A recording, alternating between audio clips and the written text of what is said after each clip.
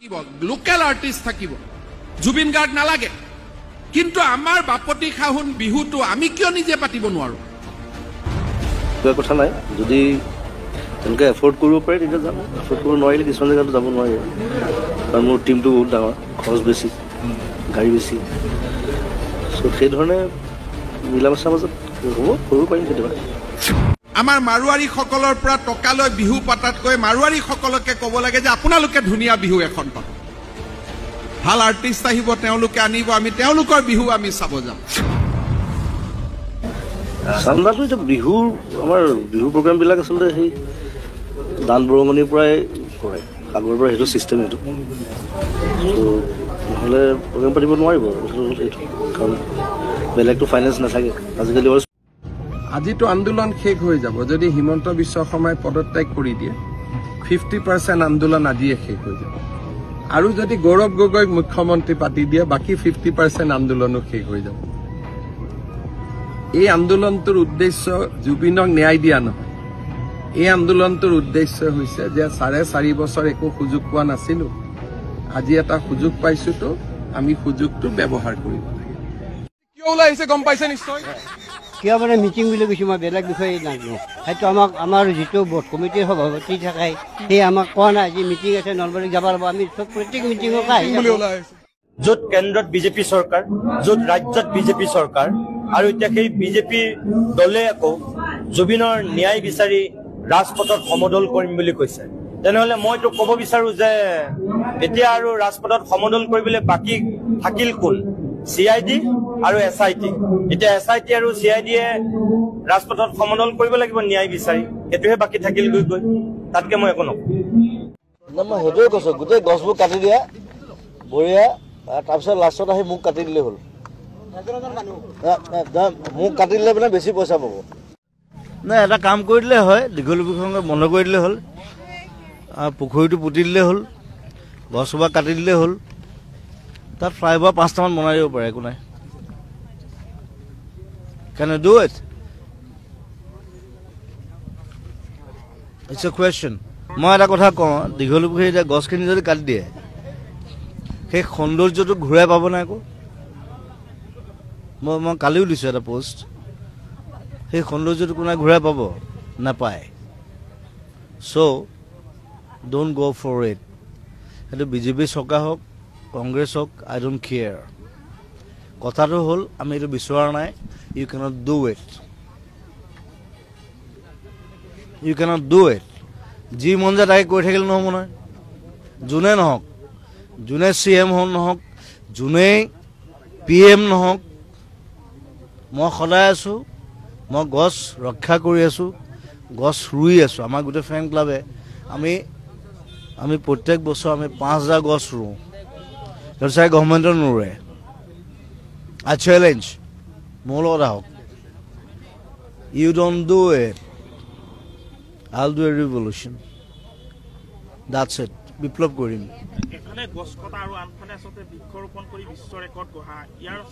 কি ঘণ্টা হ'ব তাত কোনে চাব গছবিলাক য'ত গছ লাগে তাত গছ কাটি আছে য'ত গছ নালাগে তাত গছ ৰুই আছে ফ্ৰী চাউল দি আছে আৰু কম নেকি মুখখন মেলিলে বৰ বেয়া কিন্তু মই চ' ডোণ্ট ডু ইট আমি ভিখাৰী নহয় কিন্তু we have land we have trees hills we have rivers we have everything মই প্ৰতিবাদ নকৰোঁ মই কথা কওঁ বছ মোৰ কথা শুনিব লাগিব যদি নুশুনে মই জেং কৰিম কথাটো সেইটো I don't know. I think they should be more intelligent. Right. They should be more intelligent about trees, about people, about everything. মই ইংলিছত কৈছোঁ কাৰণ বেছিভাগ আমাৰ চৰকাৰৰ বেছিভাগ মানে ইংলিছ নাজানে ইংলিছটো শিকি লওক প্ৰথমতে Then you talk to me, right? Yes. That's it. এইটো ভুল কথা এইটো ভুল এইটো বাৰে বাৰে ভুল গছটো এতিয়া ঢেৰ গছ কাটিছে বাৰু এতিয়া কিছুমান জেগাত গছ কাটিবলগীয়া হৈছে সেইটো উপায় নাই তাত ৰাস্তা বনাইছে কিবা বাট তাৰ ৱে আছে এতিয়া মোৰ দেউতা নিজে ৰিটায়াৰমেণ্টৰ পিছত নেশ্যনেল হাইৱে অথৰিটি অফ ইণ্ডিয়াৰ তেওঁৰ এজন অফিচাৰ আছিলে, তেওঁ জইন কৰিছিলে। মই নিজে চাকৰি এৰুৱাই দিলোঁ। মই বোলো এতিয়া তোমাৰ চাকৰি কৰা বয়স নাই, ইউ আৰ 60+, ৱাই? মই এটা কথা ক'ম, নগাঁও ওচৰত যেতিয়া হাইৱেটো হৈ আছে, আমি যাওঁ এতিয়া সেই হাইৱেটোৱে যাওঁ।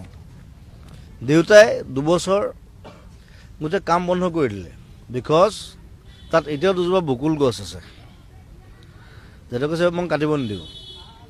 ৰাস্তা সলনি কৰি দিলে। You can change it, it's like মই এনে পষ্ট এটা দিছোঁ, আগৰতলাৰ এটা পষ্ট দিছোঁ, আপোনালোকে দেখিছে চাগে। বিকজ ব্ৰিজ এখন তাহাঁতি পেটাৰ্ণ চেঞ্জ কৰিছে, because we can do it, there is option. কাটি পেলালে নহ'ব নহয়। এতিয়া এইসোপা যদি কাটি পেলায়, এইটো দীঘলী পুখুৰীত কোন আহিব? হা?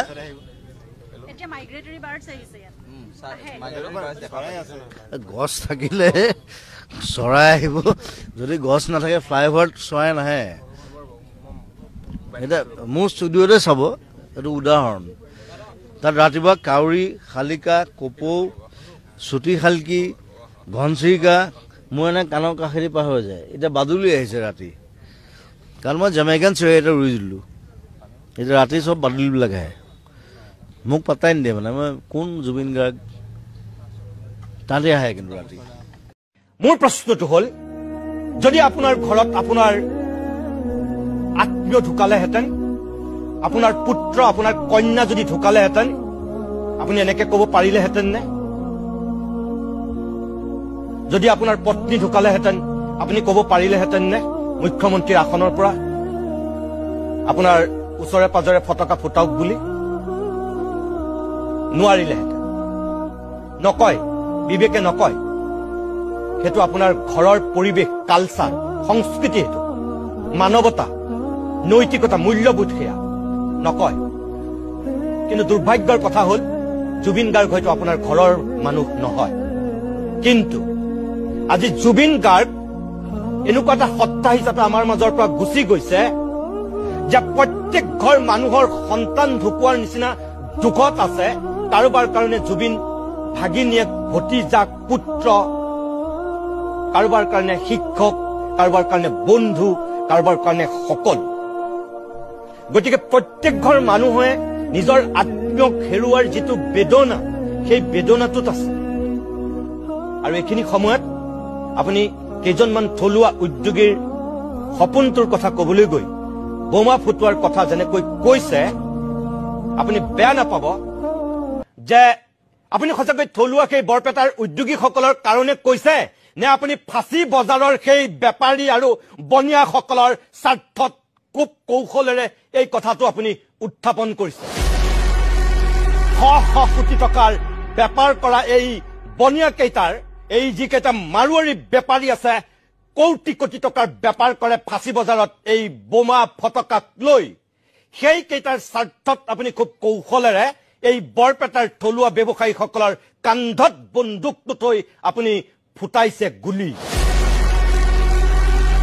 আমাৰ সন্দেহ হৈছে আপুনি এই ফাঁচী বজাৰৰ বনিয়াকেইটাৰ স্বাৰ্থত আপুনি কৌশলেৰে এই বৰপেটাৰ থলুৱা ব্যৱসায়ীসকলৰ কান্ধত বন্দুকটো থৈছে। হ'ব নোৱাৰে। নমস্কাৰ বাইদেউ, আপোনাক মই এটা কথা বেয়া লাগিছে, একদম সম্পূৰ্ণ বেয়া লাগিছে। আপুনি পদুম ফুলটো দেখাকে আনিছে, কিন্তু জুবিন দাক মক্কি আনিছে। এইটোতো বহুত বেয়া কাম কৰিছে।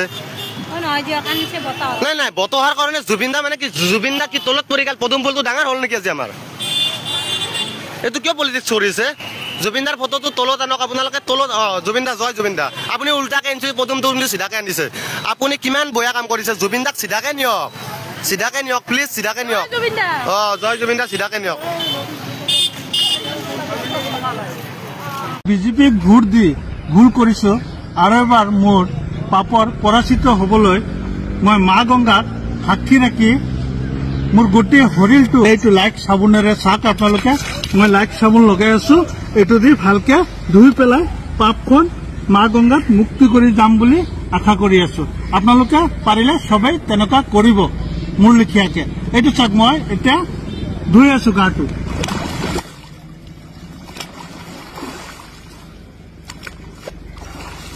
অসমখনত মানে একদম স্পষ্টবাদী সাংবাদিক বুলি ক'লে এজনে আছে, আৰু সেইজন হৈছে নিতুমণি শইকীয়া মানে একদম মানে স্পষ্টবাদী হয়।